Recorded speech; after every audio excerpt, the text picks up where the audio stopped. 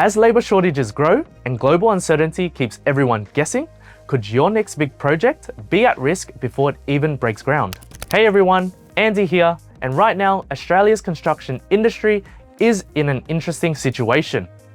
On one side, rising costs, worker shortages, and approvals that drag on for months, and on the other, billions in public infrastructure funding and a flicker of hope as material prices finally start to settle. So the big question, is the market really steady, or are we on the edge of something bigger? In this video, I'll take you through state-by-state breakdown using the latest Rawlinson's July 2025 data and spotlight the risk and opportunities you need to watch. Ready to get the full picture? Let's dive in. If you're wondering what's driving the Australian industry at the moment, it's all about the public infrastructure.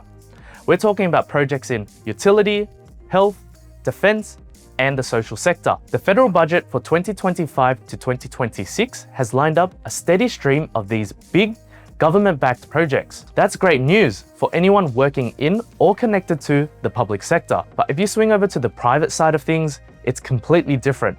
Private investment is still dragging its feet. Basically, businesses are looking at the world stage, seeing the tension and thinking maybe now's not the time to take big risk. In Adelaide, all sectors are maintaining modest growth despite its ongoing challenges with planning approvals and funding, which have been shaped by economic, regulatory, and environmental factors. Encouragingly, building approvals are improving, hinting at a potential recovery and supported by boost in demand from government incentives. However, sustainability requirements and energy compliance requirements are contributing to longer approval timelines and should not be overlooked. Global supply chains have stabilized short-term, but US tariffs and shifts in foreign investments could still impact the Australian market. Adelaide's metropolitan areas are seeing more approvals for medium to high-density housing, but in regional areas remain stable. Non-residential approvals are up slightly by 3 to 5%, driven by infrastructure, health, and education projects. Meanwhile, retail and office sectors remain weak, and private investment is still cautious, with finance approvals often taking 4 to 6 months. Now heading up to Brisbane, where things remain busy but stable due to delays in large projects, many of which are now entering the tender phase and are expected to drive activity in 2026. Major initiatives like the 2032 Olympic venues and hospital expansions are still being replanned after the government's 100-day review, leading to reduced spending on smaller short to medium-term projects to reallocate funding. Despite the upcoming pipeline of large projects, competitive pricing is still achievable for projects starting in the near term. However, future demand for skilled labour and materials may strain resources, especially with major infrastructure like the new airport terminal on the horizon. While the domestic economic outlook is improving, global volatility still poses potential risk to material supply chains over the long term. Now on to Canberra, and no surprises here, public projects still reign supreme. But with rising costs and tight regulations, developers are definitely feeling the pressure.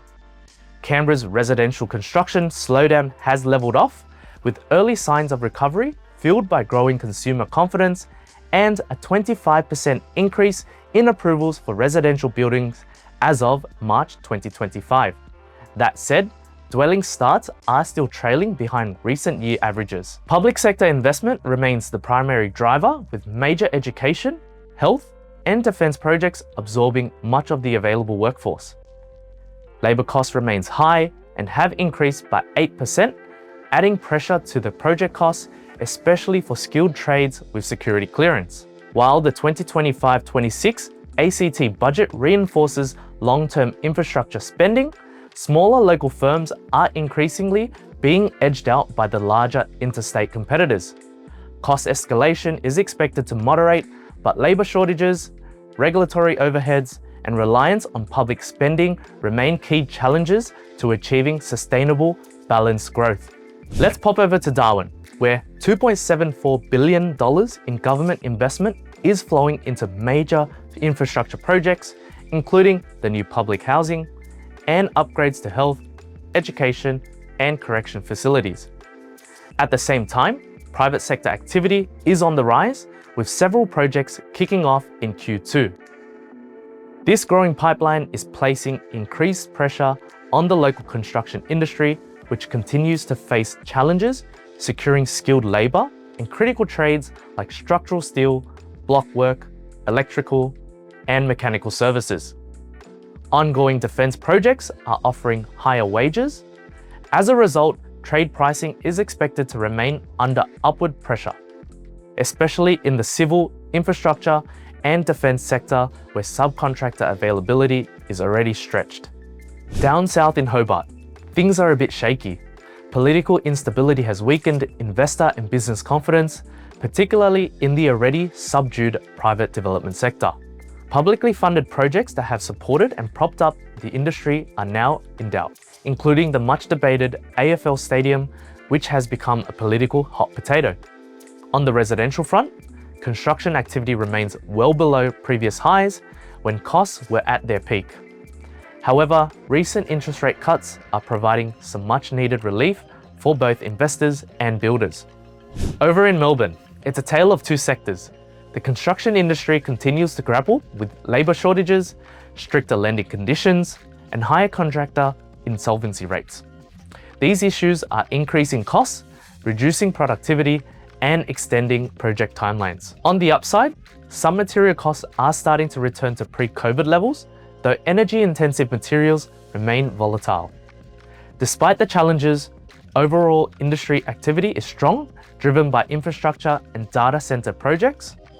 General housing and townhouse construction remains steady, but still falls short of meeting government targets. Apartment sector activity is more subdued due to cost and regulatory pressures. Meanwhile, the build-to-rent, industrial health, and aged care sectors are expected to maintain strong growth, and early signs of recovery are emerging in the retail, office, and hotel markets. Now let's turn to Perth, where market conditions remain fairly steady and growing interest from subcontractors is expected to boost tender competitiveness. Early contractor involvement and design and construct contracts remain common post-COVID, but are often misused. These contract models shift design risk to contractors, leading to higher costs and added contingencies to manage that risk. The recent 2025 to 26 WA state budget outlined significant investments of $38 billion over 5 years for infrastructure, $331 million for TAFE and training initiatives, and $1.4 billion to tackle the housing shortage through incentives, modular builds, workforce subsidies, and visa program. Perth's private sector is mostly waiting on the sidelines for the unlikely chance that costs will settle down. Last but not least, Sydney. The market remains very active, but challenges continue from rising labour costs, persistent skilled worker shortages, and lingering material price pressures. Due to the high energy prices and carbon compliance costs, prices for energy-intensive products like concrete, bricks, and glass remain on the rise. While recent interest rate cuts have slightly eased financing conditions, many developers and investors are still holding back, waiting for clearer signs of cost stability and demand clarity. Labour shortages are the biggest constraint, driving 4 to 5% annual wage growth and reducing productivity, particularly in the residential sector. While public investment continues to support activity, private sector recovery will depend on further interest rate relief and improved confidence. In response to uncertainty, flexible contracting models are gaining popularity as the industry looks for more predictable and secure delivery outcomes. And that is a detailed look at the Australian construction sector. It's clear that the industry's growth isn't all smooth sailing. One of the biggest headaches right now is ongoing skilled labour shortage. There simply aren't enough qualified tradies, engineers, or project managers to go around. Both the federal and state governments are trying to tackle this with new apprenticeship schemes and training programs, but it's definitely a work in progress. Price escalations around the country has lessened compared to the peak COVID period, but remains above historical averages due to skilled labour shortage. Uncertainties surround trade tariff and fluctuations in energy prices.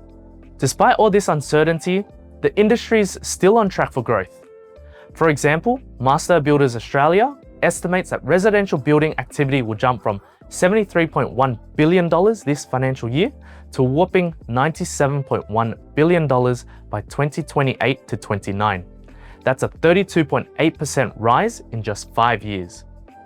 So if you're thinking about a career in construction, or you've got a business in the sector, there's plenty to be optimistic about. If you're still with me, drop a comment below about which state or sector you think will see the biggest changes in the next quarter. We love hearing your predictions, and it's always interesting to see how you're experiencing these changes on the ground. Also, if you found this helpful, subscribe so you don't miss the next quarterly insight. Thanks for tuning in, and always take care, and we'll see you next time.